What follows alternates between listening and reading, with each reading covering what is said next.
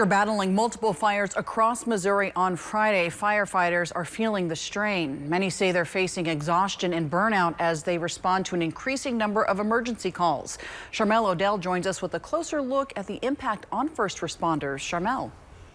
Yeah, Francis, firefighters in rural Camden County are gearing up once again as Missouri faces another round of dangerous fire conditions.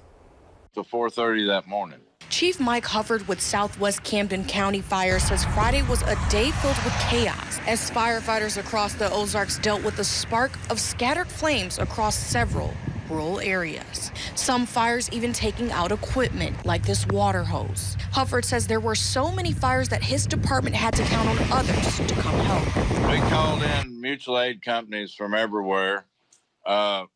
We had one that's just west over here that pretty much saved a whole community. He says that after battling multiple fires across the state, exhausted firefighters are bracing for another round of dangerous conditions. Fire officials tell me high winds and dry air fueled more than 20 fires near the Mark Twain National Forest, including a nearly 200-acre wildfire in Berry County. We started having rekindle. Hufford says crews have been working nonstop, and with a red flag warning in place, the risk is letting go.